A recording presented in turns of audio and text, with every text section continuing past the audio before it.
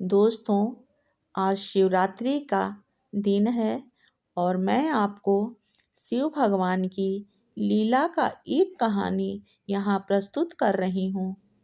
मुझे विश्वास है यह कहानी आप सबको अत्यधिक पसंद आएगी और बच्चों के लिए प्रेरणादायक रहेगी।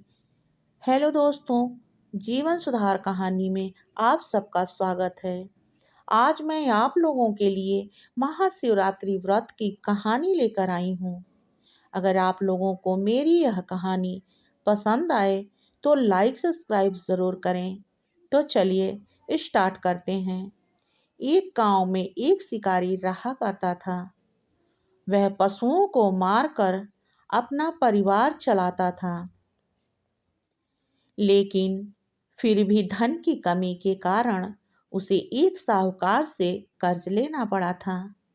लेकिन शिकारी उसका कर्ज समय पर न चुका सका, जिसके कारण गुस्से में आकर साहूकार ने शिकारी को पकड़वा कर शिव मठ में बंदी बना लिया। जिस दिन उसने ऐसा किया वह दिन शिवरात्रि का था। साहूकार के घर पर शिवरात्रि की पूजा हो रही थी। शिकारी ध्यान मग्न होकर शिव की धार्मिक बातें सुनता रहा। चतुर्दशी तिथि पर उसने शिवरात्रि की कथा भी सुनी। शाम होते ही साहूकार ने शिकारी को बुलाया और ऋण चुकाने के बारे में बात की। शिकारी ने अगले दिन पूरा ऋण लौटाने का वचन देकर खुद को उसके बंधन से अपने आप को छुड़ाकर मुक्त हो गया। फिर क्या था, रोज की तरह शिकारी जंगल में शिकार के लिए निकला, लेकिन साहूकार के यहाँ बंदी बने रहने के कारण वह कुछ खा पी नहीं पाया था। ऐसे में वह अपने आप को बहुत ज़्यादा कमज़ोर महसूस कर रहा था और प्यास से व्याकुल हो रहा था। शिकार करने के लिए वह एक तालाब के किनारे पहुंचा और जी भरकर पानी पिया। उसने देखा तालाब के किनारे एक बेलपत्र का पेड़ उगा हुआ था। उसने उस खड़े बेलपत्र के पेड़ पर अपने लिए पड़ाव बनाने लगा, जिसके नीचे बहुत ही खूबसूरत सा शिवलिंग था, जो बेलपत्रों से बहुत दिनों से ढका हुआ था। शिकारी को उस शिवलिंग के बारे में पता नहीं था। अपने पड़ाव को बनाते समय उसने जो टहनियाँ तोड़ी थीं, उसमें से एक टहनी संयोग से शिवलिंग पर गिर गई।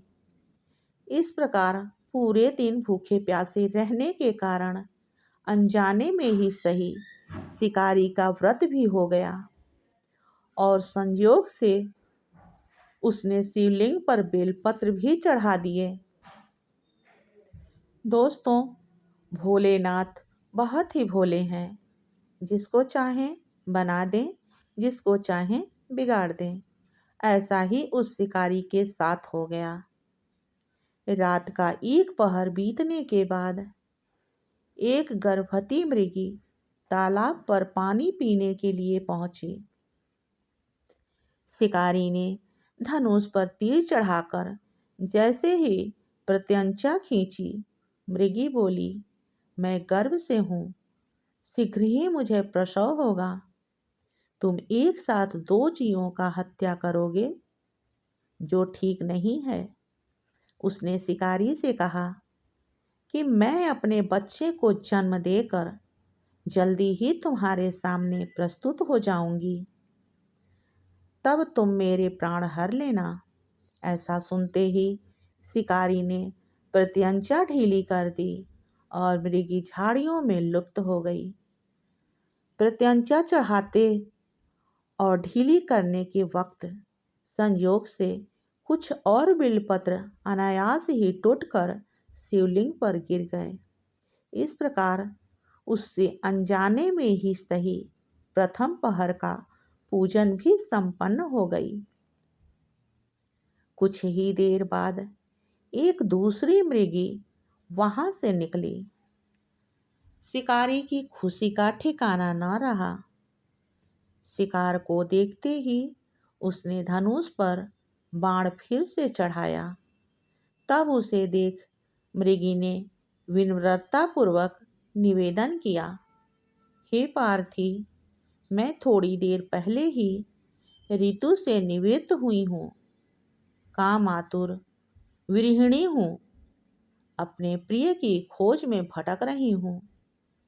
मैं अपने पति से मिलकर शीघ्र ही तुम्हारे पास आ जाऊंगी। शिकारी ने उस मृगी को भी जाने दिया। 2 बार शिकार को खोकर वह चिंता में पड़ गया। रात्रि का आखिरी पहर भी बीत रहा था। इस बार भी उसके धनुष से लगकर कुछ बेलपत्र फिर से शिवलिंग पर जा गिरे तथा दूसरे पहर की पूजा भी संपन्न हो गई। तभी एक और हिरनी अपने बच्चों के साथ उधर से निकली। शिकार ने फिर से धनुष पर तीर चढ़ाया और जैसे ही वह तीर छोड़ने ही वाला था कि हिरनी बोली, हे शिकारी, मैं इन बच्चों को इनके पिता के हवाले करके लौट आऊंगी। इस समय मुझे मत मारो। शिकारी बहुत जोरों का ठहाका लगाकर हंसा और उसने कहा, सामने आए शिकार को छोड़ दूं? मैं ऐसा भी मूर्ख नहीं हूँ। इससे पहले मैं 2 बार अपना शिकार खो चुका हूँ। हिरनी के विनम्र भाव से निवेदन किया, हे शिकारी, मेरे बच्चे अत्यधिक भूखे प्यासे होंगे। शिकारी ने कहा, मेरे भी बच्चे भूखे हैं। फिर हिरनी ने जवाब देते हुए शिकारी से कहा, जैसे तुम्हें अपने बच्चों की ममता सता रही है, वैसे ही मुझे भी अपने बच्चों की ममता सता रही है। हे शिकारी, मेरा भरोसा करो, मैं इन्हें इनके पिता के पास छोड़कर वापस लौटकर जरूर आऊंगी। मैं तुम्हें वचन देती हूँ। हिरनी का करुणा भरा स्वर सुनकर शिकारी को उस पर दया आ गई। उसने उस मृगी को भी जाने दिया। शिकार के अभाव में भूख प्यास से व्याकुल शिकारी अनजाने में ही बेल वृक्ष पर बैठे बेल पत्र तोड़ तोड़कर नीचे फेंकता जा रहा था। सूर्य उदय होने को था। पौ फटने वाले थे। तभी उसने एक हिष्ट पुष्ट मृग को देखा जो उसी रास्ते पर जा रहा था। शिकारी ने सोच लिया कि इसका शिकार मैं अवश्य करूंगा।